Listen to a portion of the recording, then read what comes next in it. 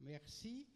Donc, nous allons ouvrir cette séance par l'éloge de Philippe Safar, qui malheureusement nous a quittés, par Michel Merle.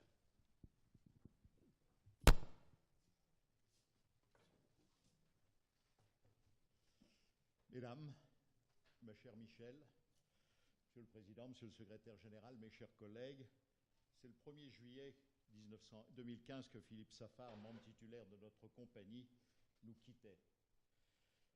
Terrible nouvelle, car quelques semaines auparavant, il était au milieu de nous, assistant à une séance consacrée à la chirurgie de la main, où son écoute, ses interpellations fondées sur une connaissance encyclopédique de la main, nous permettaient toujours de faire avancer le débat. Après de brillantes études à Janson-de-Sailly, Philippe fait le choix de la médecine et enchaîne les concours. Permettez-moi de développer sa très riche carrière chirurgicale. Son premier coup de foudre chirurgical, il le doit en 1970 à Raymond Villain. Il fut fasciné par sa vivacité d'esprit, sa capacité à imaginer le futur et à le formuler à coups d'aphorismes. Philippe s'ancra pendant 17 ans à Boucicaut, au milieu d'une équipe soudée, efficace, dynamique. On y retrouve entre autres Jean-Pierre Lemerle, Vladimir Mitz, que je salue ici, et Julien Gliesenstein, et bien d'autres encore. En 1973, Raymond Villain et son équipe eurent cette formidable idée d'imaginer un service SOS Main. Ce fut un élan pour sensibiliser le grand public sur l'importance de traiter en urgence les plaies complexes de la main en milieu spécialisé, initiative d'autant plus pertinente que l'on assistait au début de la microchirurgie vasculaire. Ce fut la fin de l'urgence avec opération différée chère à Marc Iselin et que Raymond Villain, avec son talent légendaire de critique, transforma en urgence avec opérateur différé pour raison de confort. C'est à cette époque que j'ai rencontré Philippe Safar, car nous échangions beaucoup d'idées et d'expériences entre Boucicaut, le service de Jacques Michon à Nancy et celui de Guy Fouché à Strasbourg. L'émulation fut absolument extraordinaire et tous ensemble nous avons pu développer une réelle organisation des services d'urgence de la main en France.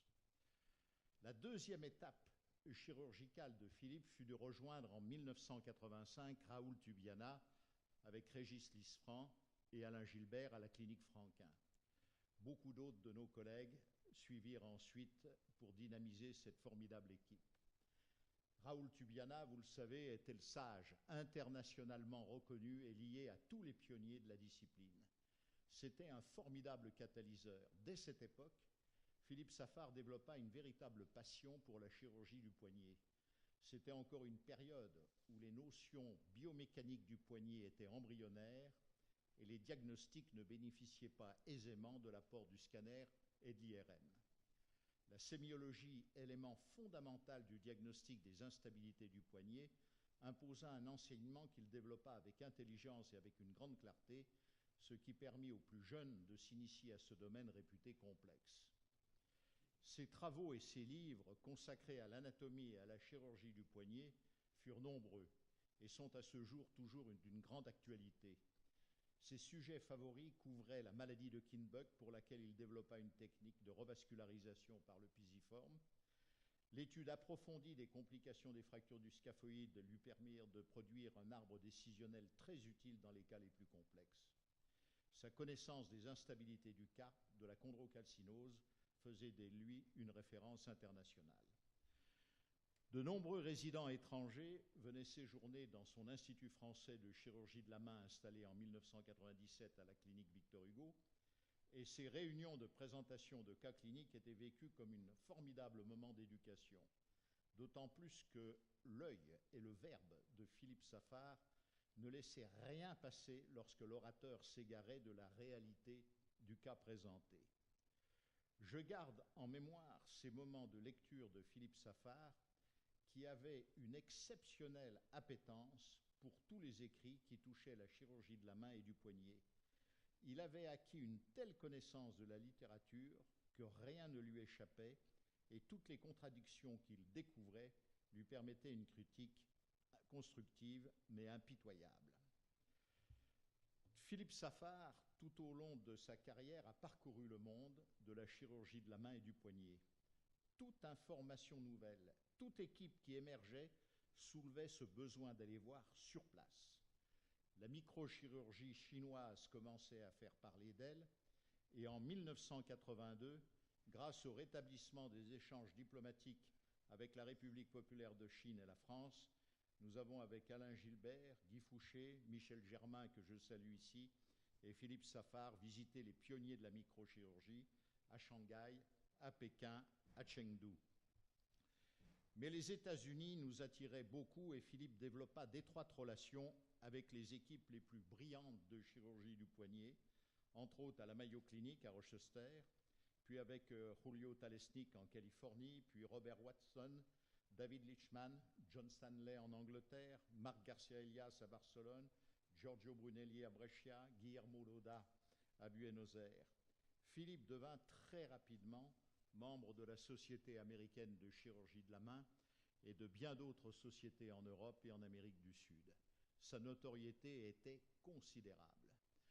La stature scientifique de Philippe Safar était arrivée à une telle maturité que la Fédération internationale des sociétés de chirurgie de la main lui attribua lors du Congrès mondial de New Delhi de 2013 ce titre exceptionnel de pionnier. Seuls Raoul Tubiana, Jacques Michon, Adalbert Capangi et Yves Allieux reçurent cette distinction. Cette consécration ne changea en rien son humilité et son accessibilité, mais elle donnait ce sentiment qu'il avait accompli ce cheminement de toute une vie qu'est la chirurgie, en sorte, mission accomplie. Au-delà de ces journées chirurgicales bien remplies, il poursuivait avec son goût, avec passion, pour les arts et particulièrement la musique.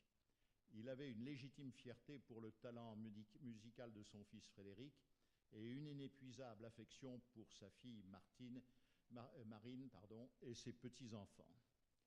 Lorsque par indiscrétion je découvrais sa passion pour les artistes de qualité qui n'avaient pas les mêmes horaires que ceux d'un chirurgien, je me demandais toujours quand il trouvait le temps de dormir.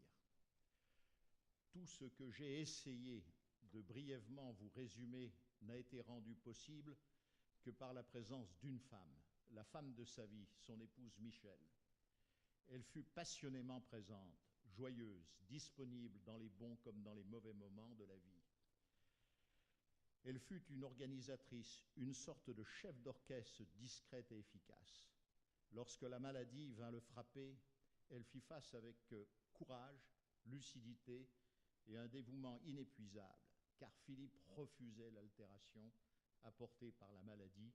Tout devait continuer comme avant. Cher Michel, l'Académie s'associe à votre immense chagrin et sachez que la mémoire de Philippe restera très présente au sein de notre compagnie, que le soutien de vos amis, de vos chers enfants et petits-enfants vous aide à poursuivre ce chemin de vie qu'il nous reste tous à accomplir.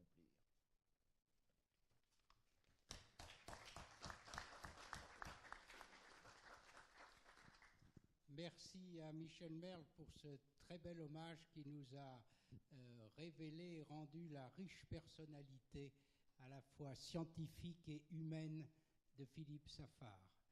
Nous allons faire maintenant une petite interruption pour que vous puissiez témoigner à Madame Safar votre réconfort. Merci.